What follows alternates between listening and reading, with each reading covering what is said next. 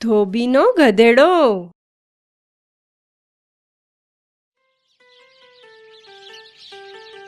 બાબુ એક ધોબી હતો. એની પાસે એક ગધેડો હતો જેને એ ખૂબ ચાહતો હતો. પણ એ ગરીબ હોવાથી એને ભરપેટ ખવડાવી શકતો નહીં. એકવાર ખૂબ મહેનતનો દિવસ ગાળ્યા પછી એ ઘરે પાછો આવી રહ્યો હતો ત્યારે એનો થાકેલો ગધેડો પડી ગયો. બાબુ ખૂબ દુઃખી થયો. એણે ગધેડાને ઉઠાવ્યો અને ઘરે પહોંચ્યો.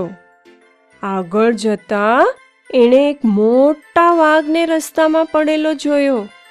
એ ખૂબ ડરી ગયો અને મદદ માટે બૂમ પાડવા લાગ્યો. વાઘ હલ્યો નહીં એટલે એને ખૂબ આશ્ચર્ય થયું.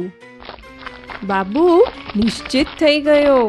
વાઘ પાસેથી પસાર થતા એણે વિચાર્યું, હું એ વાઘની ચામડી કાપીને ખેંચી લઈશ અને મારા ગધેડા પર બાંધી દઈશ, જેના કારણે ખેડૂતો ભાગી જશે. પછી ગધેડો એમના ખેતરમાં પેટ ભરી ખાઈ શકશે. એટલે બાબુએ ચામડી લીધી અને એના ગધેડાની પીઠ પર બાંધી દીધી.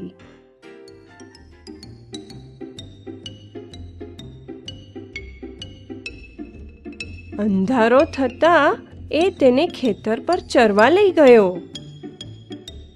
ખેડૂતોએ ગધેડાને જોયું અને એને વાઘ સમજી તેઓ બૂમો પાડવા લાગ્યા, ભાગો, આ તો વાઘ છે, તમારી જાન બચાવવા ભાગો.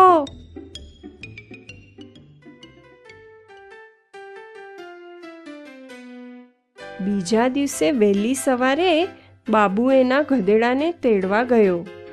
એને ભર પેટ ખાધેલો જોઈ એ ખૂબ ખુશ થયો અને પોતાની યુક્તિ સફળ થયાનો એને ગર્વ પણ થયો.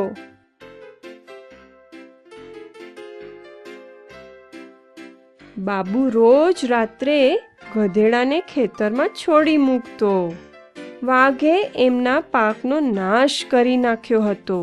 તેથી ખેડૂતો ગૂંચવાઈ ગયા હતા અને તેઓ ખૂબ દુઃખી હતા.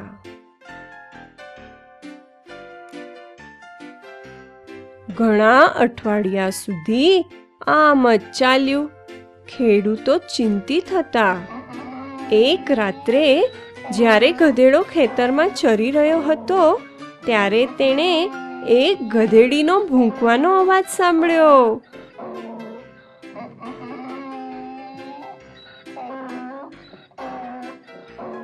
તેણીના અવાજથી ગધેડો મોહિત થઈ ગયો અને પોતાને રોકી ન શક્યો. એ પણ ભૂંકવા લાગ્યો, ઢીંચું ઢીંચું ઢીંચું ઢીંચું.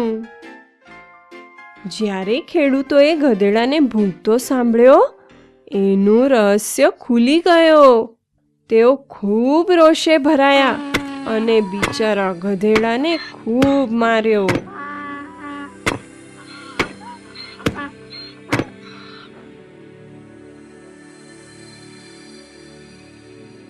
બીજા દિવસે સવારે બાબુને એનો પ્રિય ગધેડો મરેલો મળ્યો.